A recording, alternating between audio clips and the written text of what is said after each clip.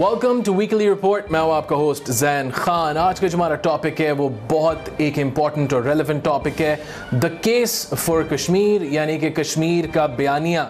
कश्मीर के लोग क्या चाहते हैं, आज के हम इस शो में डिस्कस करेंगे। इस सेगमेंट के जो हमारे स्पेशल एंड इम्पॉर्टेंट गेस्ट हैं वो हैं the honourable president of Azad Kashmir Masood Khan साहब, और हमारे जो सेकंड गेस्ट हैं वो हैं DG Pakistan house as senior defence analyst and also the cofounder of security watch which is a digital show. Welcome to our show mister president. आपका बहुत बहुत शुक्रिया, आपने हमारे लिए वक्त निकाला ऑन वीकली रिपोर्ट। बहुत बहुत शुक्रिया। वेलकम टू आवर शो अतर जावेद साहब, आपका भी बहुत बहुत शुक्रिया, आपने हमारे लिए वक्त निकाला ऑन वीकली रिपोर्ट। बहुत शुक्रिया जैन साहब। अतर जावेद साहब, आपकी तरफ आने से पहले हम थोड़ा सा ऑफिशियल स्टेटमेंट्स और डिस्कशन कर लें ऑनरेबल प्रेसिडेंट मसूद खान साहब के साथ। मसूद खान साहब, पहले सवाल की तरफ चलते हैं। 300 दिन से ज़ायद वक्त हो गया है, occupied Indian occupied forces constant operation, जुल्म ढा रही हैं इस वक्त कश्मीर में। इस वक्त पैलेट गन्स का इस्तेमाल हुआ जा रहा है, टेरराइज कर रहे हैं वो जम्मू एंड कश्मीर की आवाम को। इंडियन ऑक्यूपाइंग फोर्सेस क्या अचीव करना क्या चाहती हैं इन सब चीज़ों से? हिंदुस्तान के मकासद यह हैं, उन्होंने गुज़श्ता बरस मकबूजा जम्मू कश्मीर के ऊपर हमला किया था, उसके ऊपर एक मरतबा फिर कब्जा किया था और एक मुहासरा कायम किया था। जो मुहासरा आज 300 दिन हो गए हैं कायम है, 10 महीने हो चुके हैं।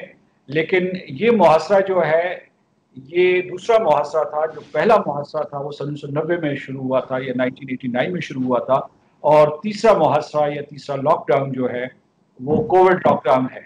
और ये जो गुज़श्ता बरस गुजरा या 10 महीने गुजरे हैं, इसमें हिंदुस्तान ने मकबूजा जम्मू कश्मीर को एक नौआबादी में तब्दील करने के लिए इक़दाम किए हैं। उसने जो जम्मू कश्मीर की टेरिटरी थी, रियासत की मकबूजा टेरिटरी थी, उसको 2 हिस्सों में तकसीम किया, उसको यूनियन टेरिटरी बनाया, और 31 अक्टूबर को उसने 2 जाली नक्शे जारी किए जिसमें जम्मू कश्मीर जो है उसको एक यूनियन टेरिटरी दिखाया, लद्दाख को एक यूनियन टेरिटरी दिखाया, और आज़ाद कश्मीर और गिलगित बल्तिस्तान के इलाके जो है वो इन यूनियन टेरिटरीज के साथ मुंसलिक कर दिए। ये जाली नक्शे थे और इनकी कोई हैसियत, कानूनी हैसियत नहीं है, ना अक़वाम मुत्तहिदा तस्लीम करता है, ना तारीख उसकी शहादत देगी। तो ये उन्होंने अभी हाल ही में, आपको याद होगा कि गुज़श्ता बरस 5 अगस्त को जो उन्होंने इक़दाम किए थे उसमें एक तो आर्टिकल 370 उन्होंने मनसूख किया था, दूसरा आर्टिकल 35A था। 35A जो है वो कश्मीरियों के 4 बुनियादी हुकूक को तस्लीम करता था, और ये हुकूक जो थे ये सन 1927 में तस्लीम किए गए थे महाराजा की हुकूमत के वक्त, और वो थे एक्विजिशन ऑफ प्रॉपर्टी, दूसरा था मुस्तकिल सकूनत, तीसरा था तालीम से मुतालिक उनकी मुराद, और चौथा जो है मुलाजमत से मुतालिक उनकी मुराद, जिसका मतलब यह है कि मुलाजमतें उनके लिए मुख्तस थी, मखसूस थी।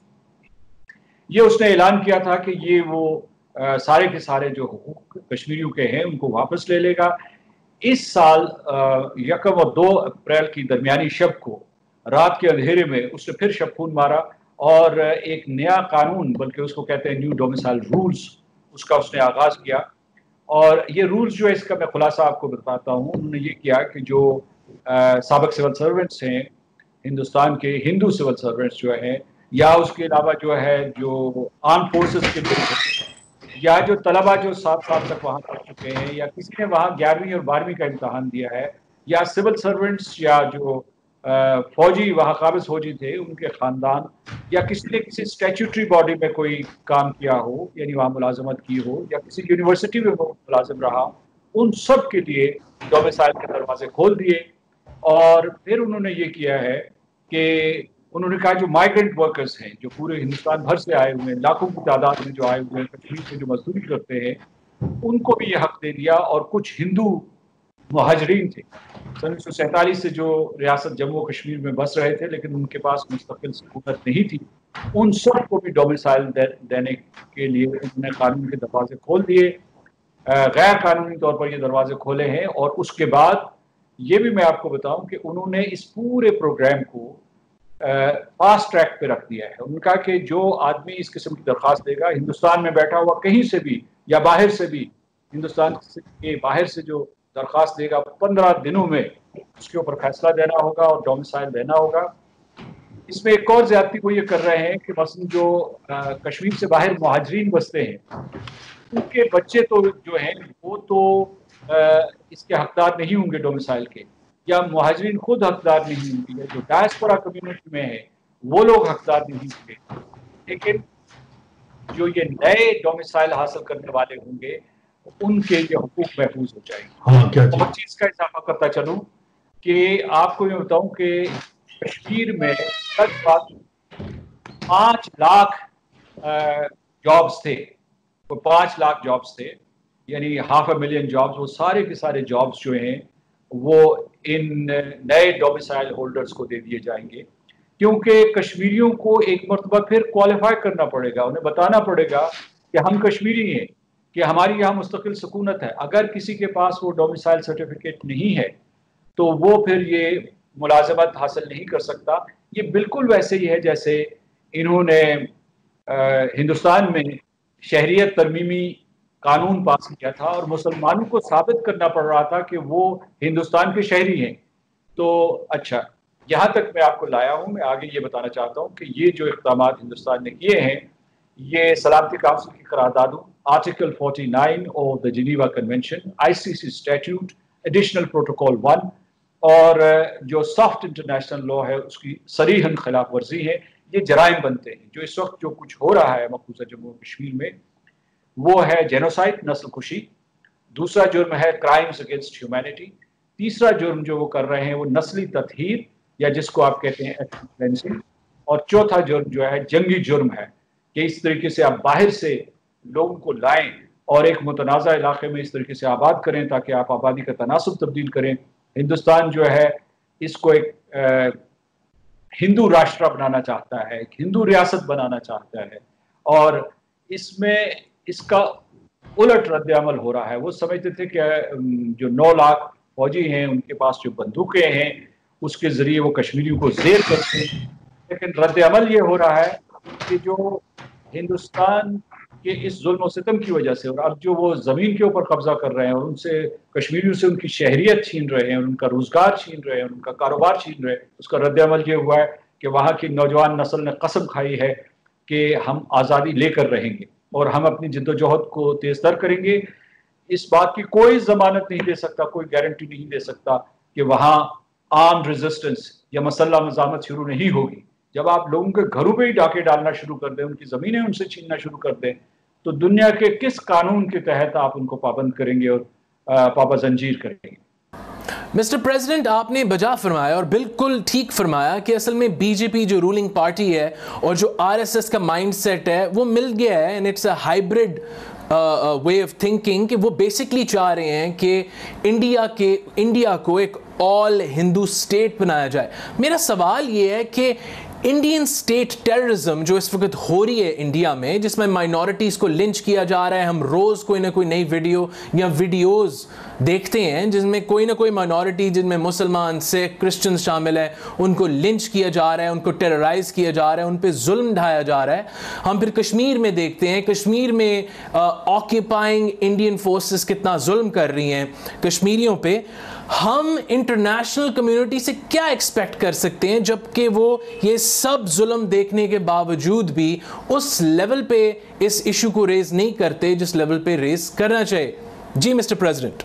میری گلوبل کمیونٹی سے توقعات کم ہیں، یعنی خاص طور سے جو عالمی ادارے ہیں۔ اقوام متحدہ جو ہے بے جان سے بیانات دیتا رہتا ہے، اقوام متحدہ کے سیکرٹری جنرل ہوں یا جو سلامتی کونسل ہے وہ بالکل بے عمل ہے، اس سلسلے میں بالکل ان ایکٹیو ہے، اس نے کسی قسم کا کوئی کردار ادا نہیں کیا۔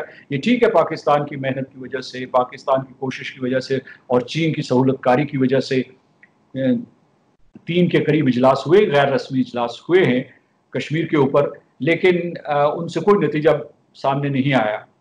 دوسرے یہ میں کہنا چاہتا ہوں کہ یہ ٹھیک ہے، ہماری خوش قسمتی ہے کہ اس کووڈ-19 کے زمانے میں بھی ہماری جو ہے دنیا بھر میں لوگوں سے بات چیت ہوئی ہے، خاص طور سے پارلیمنٹیرین سے، صحافی حضرات سے، اس کے بعد جو غیر حکومتی تنظیمیں ہیں یا جو کیا کہتے ہیں کہ حقوق انسانی کی تنظیمیں ہیں، تو جو عالمی ضمیر بیدار ہے لیکن حکومتیں خاموش ہیں۔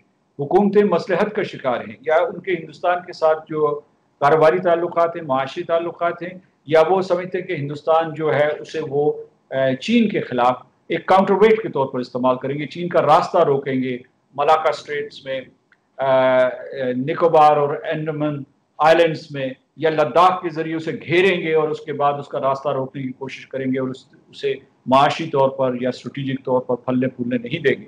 लिहाजा हिंदुस्तान का एजेंडा मनफी है। दूसरे एजेंडे की तरफ आपने खुद इशारा किया है, और वो इशारा है फस्ताई एजेंडा, कि वो पूरे के पूरे भारत को पवित्र करना चाहते हैं, मुसलमानों को मार के, ईसाइयों को मार के, मसीहियों को मार के, और उसके बाद जो दूसरी अक़लियतों को कला कमा करके वो उसे एक अखंड भारत बनाना चाहते हैं। उनके हौसले इतने बड़े हैं कि वो अखंड भारत में बांग्लादेश, नेपाल, पाकिस्तान, सारे के सारे हमसायों, अब तो बल्कि वो अरेबियन पेनिनसुला जो है वो कहते हैं कि ये भी जो है वैदिक सिविलाइजेशन, वैदिक जो इनकी तहजीब थी उसका हिस्सा है।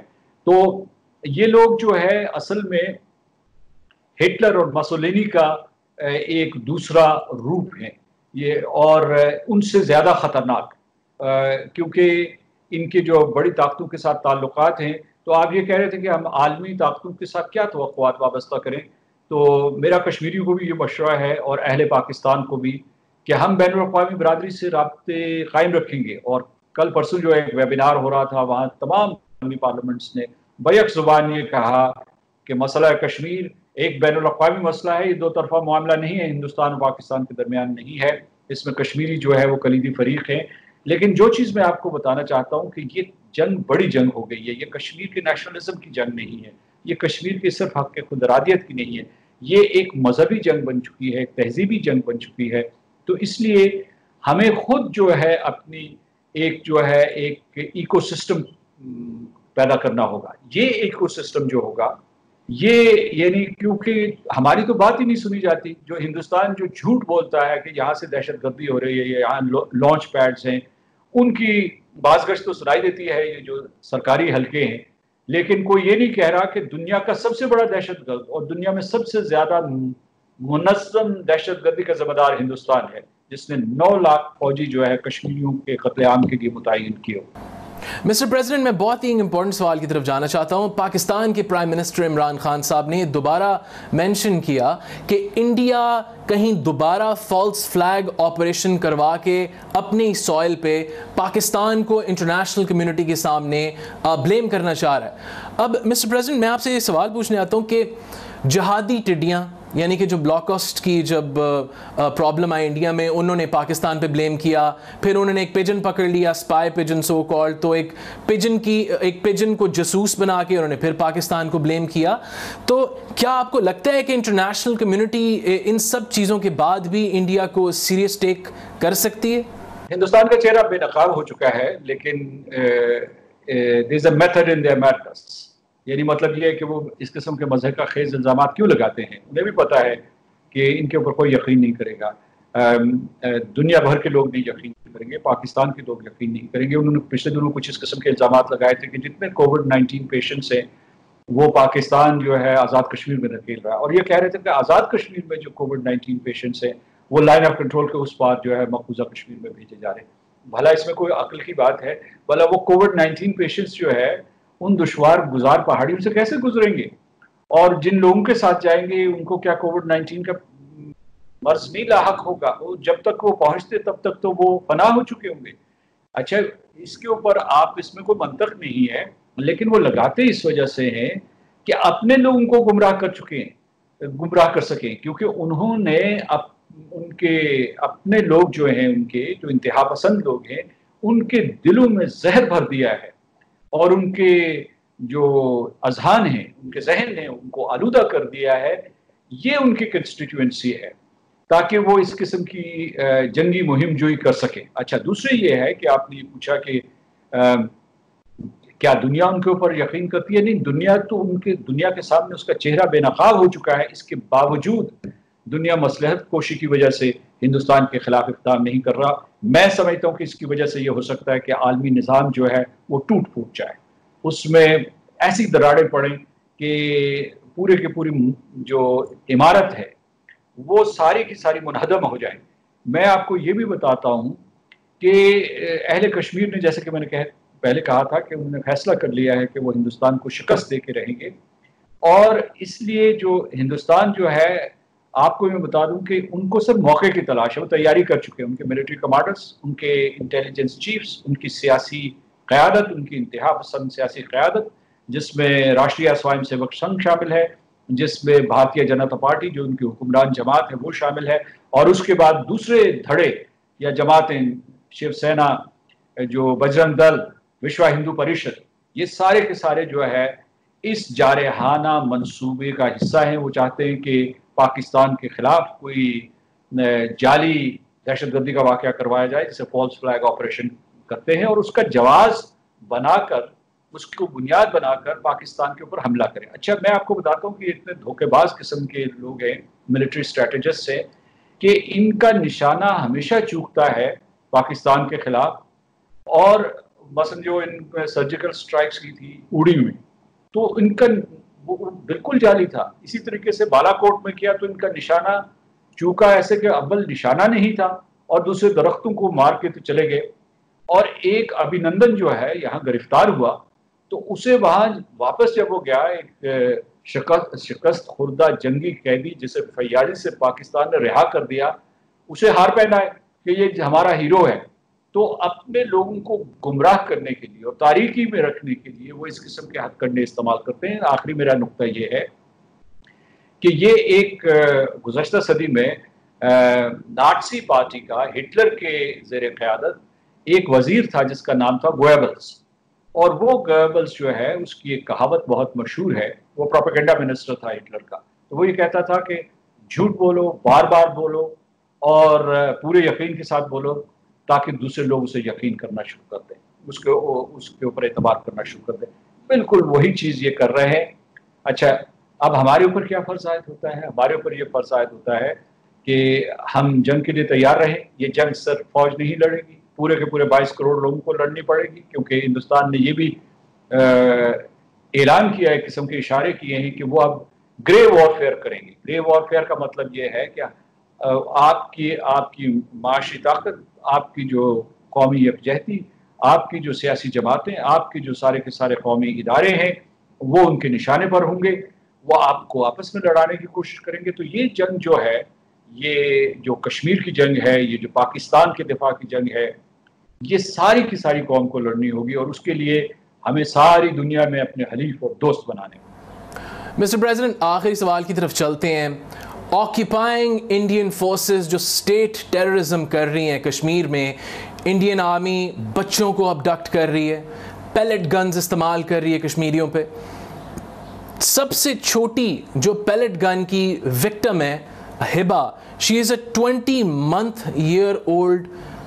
20 month old toddler. She's a kid, she's a baby, and she's the youngest victim of pellet guns. اس کے بعد مسٹر پریزیڈنٹ، جو سائیکولوجیکل ٹراما اس وقت کشمیریوں پہ جو انڈین اسٹیٹ ٹیررزم جو ڈھا رہی ہے، بچوں کو مار رہی ہے، عورتوں کے ساتھ زیادتی کر رہی ہے، جوانوں کو ڈائریکٹ شوٹ بھی وہ کر رہے ہیں، آپ کو کیا لگتا ہے، آپ کی کیا میسج ہے mister president for the people of Kashmir and especially the children of Kashmir, جو یہ جو ظلم جو سہ رہے ہیں؟ What's your message to the world community اس سب چیزوں کو مد نظر رکھتے ہوئے؟ جی سر۔ آج صبح کسی نے مجھ سے یہ سوال پوچھا تھا کہ جناب، جب امریکہ میں ایک افریقن امریکن جو ہے بے دردی سے مارا جاتا ہے اور پولیس اس کی ذمہ دار ہے، تو امریکہ کیوں اٹھ کھڑا ہوا، بین الاقوامی برادری کیوں اٹھ کھڑی ہوئی؟ اور جب 2-3 دن پہلے ہی 13 نوجوان ہندوستان نے ایک دن میں قتل کر دیے، تو اس وقت جو ہے اتنا شدید رد عمل کیوں نہیں ہوا؟ تو میں نے ان کو یہ کہا کہ بھائی ہمیں خود جو ہے، جو جیسا کہ میں نے پہلے کہا، ہمیں خود اپنا پولیٹیکل اور اسٹریٹجک ایکو سسٹم اور انفارمیشن کا، کمیونیکیشن کا ایکو سسٹم بنانا ہوگا، تب جو ہے ہماری آواز سنی جائے گی۔ یعنی مطلب یہ ہے کہ جہاں جہاں مسلمان موجود ہیں، جہاں جہاں آزادی پسند لوگ موجود ہیں، جہاں جہاں کشمیری اور پاکستانی موجود ہیں، انہیں سڑکوں پہ پہلے نکلنا چاہیے، بجائے اس کے کہ وہ انتظار کریں کہ امریکہ کی سول سوسائٹی یا برطانیہ یا یورپ کی سول سوسائٹی ان کے لیے کھڑی ہوگی۔ تو ایک تو یہ میں چیز کہنا چاہتا ہوں۔ دوسرا یہ ہے کہ جو ہندوستان کا اپنے یہ ٹراما کا گناہ گنوایا ہے کہ جی وہ اس میں پورے کے پورے اس نے کشمیر کی ریاست کو اور وہاں کے آبادی کو اور بچوں کو ٹراماٹائز کیا ہوا ہے.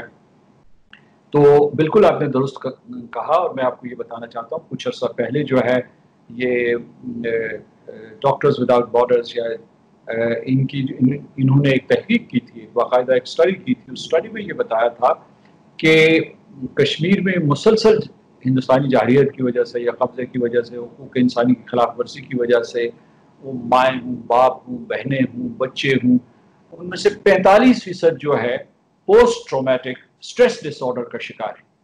اور اس وقت جو ہے یعنی ایک نفسیاتی ہیجان ہے وہاں. زندگی جو ہے مقبوضہ کشمیر میں نارمل نہیں ہے. یہاں میں اس چیز کا آپ کو اضافہ کر دوں کہ اس سے بڑے جرائم کا وہ ارتکاب کر رہا ہے. یہ تو چھوٹا جرم ہے. اور وہاں جو بچے اس فضا میں پل رہے ہیں، آپ نے صحیح طریقے سے اس طرف اشارہ کیا کہ آپ سوچئے کہ جب بچوں کی نشو و نما کا وقت ہوتا ہے اور وہ اسکول جانے کا وقت ہوتا ہے، یا جب وہ گھروں میں ہوتے ہیں تو انہیں گولیوں کی آوازیں سنائی دیں. ہر گھر جو ہے، ہر دوسرا گاؤں جو ہے، ہر شہر جو ہے ماتم کدہ بنا ہوا ہو، لوگ لاشیں اٹھا رہے ہوں، غائبانہ نماز جنازہ ادا کر رہے ہوں، اور اس کے بعد انہیں پتہ چل رہا ہو کہ ہمارے بڑے چھوٹے ہمارے ہم عمر ہم سے چھوٹے بچے ٹاڈلرز جو ہیں ان کی آنکھیں جو ہیں ان سے چھینی جا رہی ہیں. تو اس وقت جو نسل تیار ہوگی وہ ایک بہت غصے والی نسل تیار ہوگی. ان کے دل و دماغ میں غصہ کوٹ کوٹ کے بھرا ہوا ہوگا. یہ نسل در نسل ہر نوجوان نسل نے کشمیر کے سلسلے میں آزادی حاصل کرنے کے لیے اور ہندوستانی قابض فوج کے خلاف مزاحمت کرنے کے لیے مسلسل جد و جہد کی. جو نئی نسل اٹھ رہی ہے، یہ نسل جو ہے یہ کبھی ہندوستانی قابض فوج کو اور ہندوستانی انتہا پسندوں کو معاف نہیں کرے گی، کیونکہ انہوں نے ان کی زندگیوں میں زہر گھول دیا ہے. اور یہ ناقابل معافی جرم ہے. یہ خدا کے قانون کے مطابق، انسانی قانون کے مطابق اور جو بین الاقوامی نظام ہے اس کے قوانین کے مطابق. تو میں پیغام تو یہ دینا چاہتا ہوں کہ ہماری جنگ اقدار کی جنگ ہے. ایک طرف فسطائیت ہے، دوسری طرف جو ہے ہم امن، آشتی، سلامتی اور پیسفل سولوشنز کی بات کر رہے ہیں. ہمارا جو ہے وہ مورل ہائی گراؤنڈ ہے، ہمیں اخلاقی برتری حاصل ہے. تو جب یہ آپ جد و جہد جاری رکھے ہوئے ان کٹھن حالات میں، تو ہمیں جو ہے اپنی اقدار کو برقرار رکھنا چاہیے. اور اس سلسلے میں یہ کہوں گا کہ ہمارے سامنے محسن انسانیت حضور اکرم صلی اللہ علیہ وآلہ وسلم کی مثال ہونی چاہیے کہ ان کے اوپر کون سی مصیبت نہیں گزری، لیکن انہوں نے جو ازلی اور ابدی اقدار تھی ان کے لیے قربانی دی اور ساری دنیا کے لیے رہنمائی کا راستہ کھولا. یہی ہمارا جو ہے مسلک ہے، اسی پہ ہم چلتے رہیں گے، اور خدا کے بھروسے اور دنیا بھر کے لوگوں کی مدد سے ہم انشاءاللہ ایک دن کشمیریوں کے لیے حق خود ارادیت اور آزادی لے کر رہیں گے. Thank you so much president Azad Kashmir Masood Khan صاحب. آپ کو بہت بہت شکریہ، آپ نے ہمارے لیے وقت نکالا آن ویکلی رپورٹ. بہت بہت شکریہ آپ کا. یہ تھے جی